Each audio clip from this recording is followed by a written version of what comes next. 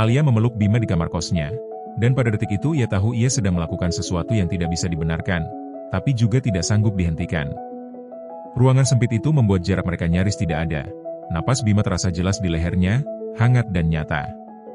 Tangan Alia bertahan di punggung pria itu lebih lama dari yang seharusnya, seolah tubuhnya mengambil keputusan lebih dulu sebelum pikirannya sempat menyusul. Ketika suara motor berhenti di depan bangunan, Alia menegang, mengenali bunyi itu seperti hafal detak jantungnya sendiri. Dalam diam yang mendadak berat, ia mengerti satu hal sederhana, tidak ada lagi posisi aman di antara tiga orang ini. Ia melepaskan pelukan itu dengan gerakan yang terlalu cepat untuk disebut wajar. Bima ikut mundur setengah langkah, tidak menahannya, tidak juga memalingkan wajah. Tatapan mereka bertemu, lama, jujur, dan menyakitkan. "Kamu nggak apa-apa?" Suara Bima rendah, nyaris berbisik. Alia mengangguk, meski jantungnya masih berdebar tak beraturan. Ia merapikan sweater lusuh yang sudah terlalu sering ia pakai, mencoba terlihat normal di ruangan yang mendadak terasa asing. "Aku harus pulang," kata Bima akhirnya. Kalimat itu terdengar seperti keputusan yang rasional, tapi diucapkan dengan berat yang tidak ia sembunyikan. Alia tidak menjawab. Ia hanya berdiri di dekat pintu, mendengarkan langkah Bima menjauh menyusuri lorong sempit kosan. Ketika pintu tertutup, Alia menghembuskan napas panjang, lalu duduk di tepi kasur dengan tangan gemetar. Ketukan lain terdengar. Lebih ragu. Lebih hati-hati. Alia membuka pintu dan mendapati Raka berdiri di sana. Hel masih di tangan, wajahnya lelah tapi penuh perhatian. "Kamu lama?" kata Raka. "Aku ketiduran," Alia berbohong tanpa berpikir panjang. Raka menatapnya beberapa detik lebih lama dari biasanya, seolah mencoba membaca sesuatu yang tidak terucap. Lalu ia mengangguk. "Kita ngobrol bentar?" Hubungan Alia dan Raka sudah berjalan hampir 3 tahun. Mereka bertemu di kantor pertama Alia, saat Alia masih belajar menyesuaikan diri dengan dunia kerja yang cepat dan melelahkan. Raka datang dengan cara yang rapi, mengajak makan siang, menjemput lembur, memperkenalkan Alia pada lingkar hidupnya tanpa banyak drama. Raka adalah pria yang stabil. Ia tahu apa yang ia mau. Ia punya rencana. "Aku pengen kita serius," kata Raka suatu malam, setahun setelah mereka bersama. "Bukan sekarang, tapi nanti. Aku pengen kamu ada di situ." Alia mengangguk waktu itu. Kata nanti terdengar menenangkan. Yang tidak Raka tahu, atau mungkin pura-pura tidak tahu, adalah bahwa jauh sebelum itu, ada Bima. Bima mengenal Alia sejak masa kuliah, saat hidup masih penuh kemungkinan dan ketidakpastian. Mereka satu jurusan, satu kelompok tugas, sering menghabiskan waktu di perpustakaan atau warung kopi murah dekat kampus. Bima tidak pernah terang-terangan mendekat. Ia hadir dengan cara yang tenang, mengingatkan deadline, meminjamkan charger, mendengarkan cerita Alia tanpa merasa perlu memberi solusi. "Aku capek," kata Alia suatu malam. "Iya," jawab Bima. "Istirahat." Sesederhana itu. Alia tidak pernah benar-benar menyadari kapan perasaannya pada Bima berubah menjadi sesuatu yang lebih dalam. Mungkin karena Bima tidak pernah memaksanya menjadi apa-apa. Namun hidup bergerak. Alia lulus, bekerja, dan merasa butuh pegangan yang lebih pasti. Raka datang di waktu yang tepat, menawarkan kepastian yang Bima tidak pernah ucapkan. Alia memilih Raka. Bima tidak pernah memprotes. Ia hanya mundur satu langkah, tanpa benar-benar pergi. Malam setelah kejadian di kos, Alia duduk di motor Raka, memeluknya dari belakang seperti biasa. Tapi pikirannya kosong. Ia tidak benar-benar hadir. "Kamu kenapa akhir-akhir ini sering melamun?" tanya Raka saat mereka berhenti di lampu merah. "Gak apa-apa," jawab Alia. Raka tidak memaksa. Tapi Alia tahu, jarak itu mulai terasa. Hari-hari berikutnya berjalan seperti rutinitas yang dipaksakan. Alia tetap bertemu Raka, tetap tertawa di waktu yang tepat, tetap mendengarkan rencana-rencana masa depan. Tapi setiap kali Raka menggenggam tangannya, Alia merasa ada sesuatu yang hilang, atau mungkin sesuatu yang tidak pernah benar-benar ada. Sementara itu, Bima menjaga jarak. Ia tidak lagi datang tiba-tiba. Tidak lagi mengirim pesan larut malam. Tapi justru dalam ketidakhadirannya, Alia semakin sering memikirkannya. Mereka bertemu lagi secara tidak sengaja di halte busway. Alia sedang berdiri sambil memainkan ponselnya ketika ia merasakan kehadiran seseorang di sampingnya. "Alia?" Ia menoleh. Bima. Halo, kata Alia. Halo, jawab Bima. Tidak ada pelukan. Tidak ada basa-basi berlebihan. Tapi tatapan mereka bertahan lebih lama dari yang seharusnya. Bus datang. Mereka naik dan berdiri berdampingan. Ketika bus mengerem mendadak, tangan mereka bersentuhan. Alia refleks menarik tangannya, tapi Bima sempat meremas pelan. Singkat, hampir tidak terasa. Maaf, kata Bima cepat. Gak apa-apa, jawab Alia, meski suaranya sedikit bergetar. Sepanjang perjalanan, Alia merasakan sesuatu yang mengendap di dadanya. Rasa yang tidak pernah benar-benar hilang. Malam itu, Alia duduk sendirian di kamarnya. Ia menatap layar ponsel lama sebelum akhirnya menulis pesan panjang untuk Raka. Tentang kebingungannya. Tentang perasaannya yang berubah. Tentang kejujuran yang terlalu lama ia tunda. Mereka bertemu keesokan harinya. Percakapan itu tidak mudah. Tidak ada teriakan, hanya jeda panjang dan mata yang berkaca-kaca. Aku gak mau kamu bertahan karena kasihan, kata Raka akhirnya. Aku mau dicintai sepenuhnya. Alia menunduk. Air matanya jatuh tanpa suara. Maaf. Raka memeluknya lama. Pelukan terakhir. Tidak ada kemarahan, hanya kelelahan dua orang dewasa yang akhirnya mengakui bahwa cinta tidak bisa dipaksakan. Beberapa minggu berlalu. Alia menjalani hari-harinya dengan perasaan kosong yang aneh. Ia tidak langsung merasa lega, juga tidak sepenuhnya sedih. Hidup berjalan, tapi dengan ritme yang berbeda. Suatu sore, ia menerima pesan dari Bima. Kalau kamu mau, kita bisa ketemu. Kalau enggak juga enggak apa-apa. Alia menatap pesan itu lama, lalu membalas singkat.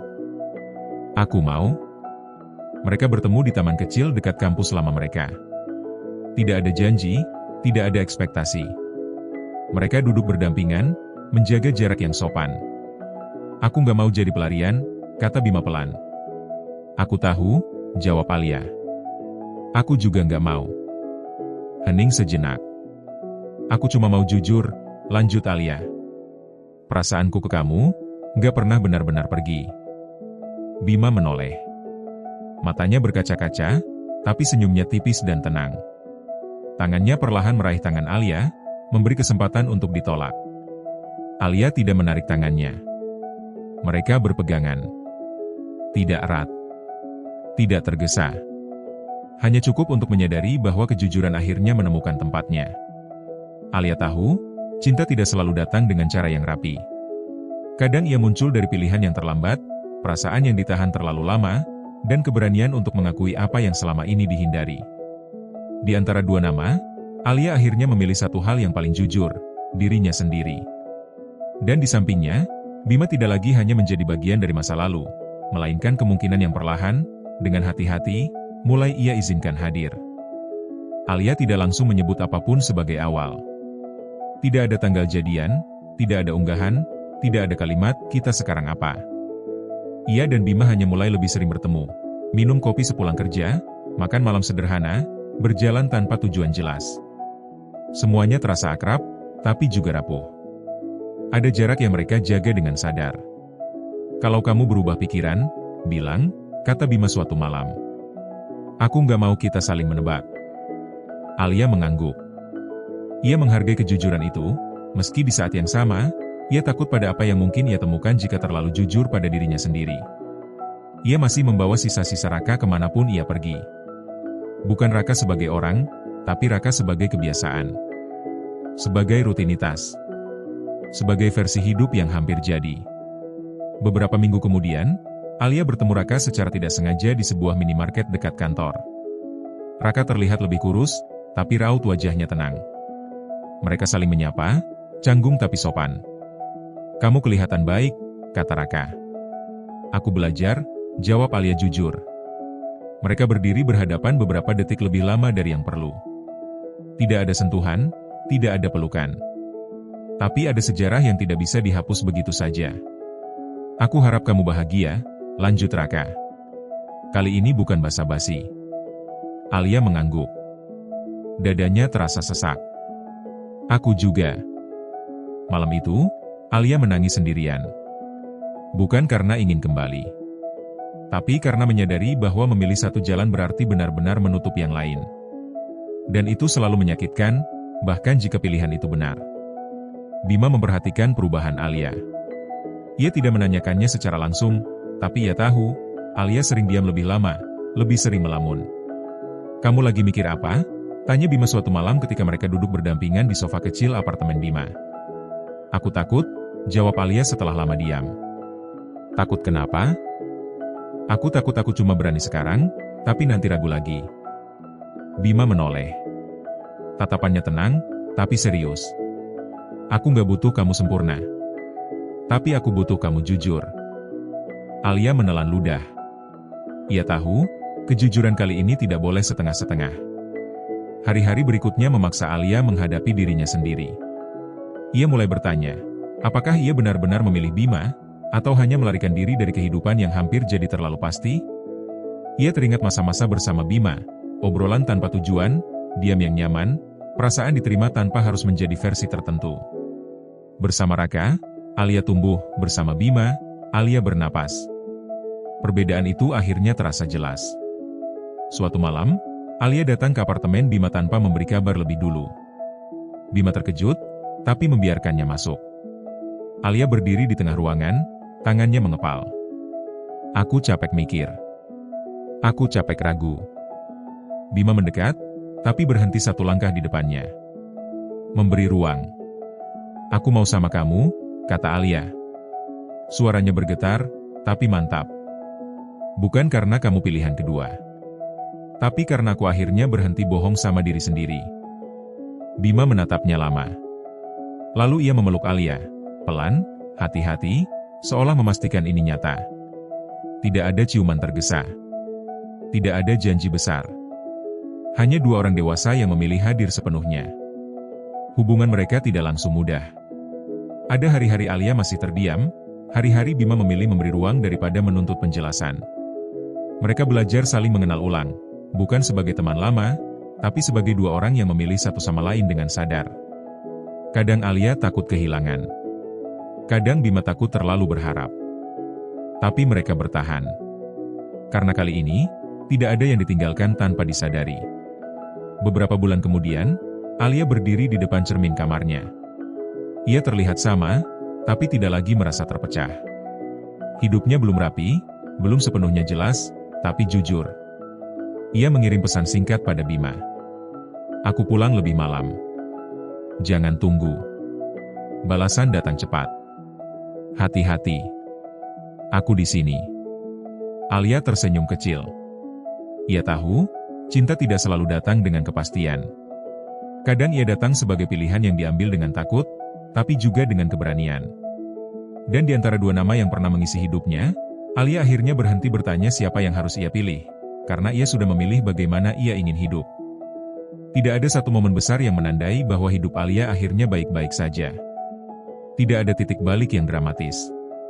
Semuanya berjalan pelan, hampir biasa, dan justru disitulah Alia merasa paling yakin. Suatu pagi, ia duduk di meja kecil dapurnya sambil meminum kopi yang mulai dingin. Ponselnya tergeletak di samping, berisi pesan singkat dari Bima tentang pekerjaan dan rencana makan malam yang belum pasti. Hal-hal sederhana. Hal-hal yang dulu terasa sepele, kini terasa cukup. Alia menyadari sesuatu. Ia tidak lagi bangun dengan rasa bersalah, tidak lagi menimbang-nimbang siapa yang akan terluka oleh kejujurannya. Hidupnya belum sempurna, hubungannya dengan Bima pun masih penuh penyesuaian. Mereka masih bisa bertengkar, masih bisa lelah, masih bisa ragu. Tapi tidak lagi berpura-pura. Sesekali, nama Raka masih muncul di pikirannya, bukan sebagai penyesalan, melainkan sebagai bagian dari perjalanan yang membentuknya. Alia tidak membenci masa lalunya. Ia juga tidak ingin mengulanginya. Sore itu, ketika Bima datang menjemputnya, Alia melihatnya dari kejauhan. Tidak ada jantung yang berdebar tak karuan, tidak ada kecemasan berlebihan. Hanya rasa tenang karena tahu siapa yang ia tunggu. Bima tersenyum ketika melihatnya. "Lama?" "Aku yang kesiangan," jawab Alia. Bima tidak mengomentari. Ia hanya mengulurkan tangan. Alia menyambutnya tanpa ragu. Dan untuk pertama kalinya setelah sekian lama, Alia tahu bukan siapa yang ia pilih yang membuatnya utuh, melainkan keberanian untuk memilih dengan jujur, dan bertahan di pilihan itu. Di antara dua nama yang pernah mengisi hidupnya, Alia akhirnya berdiri di tempatnya sendiri, tidak sempurna, tidak mudah, tapi nyata.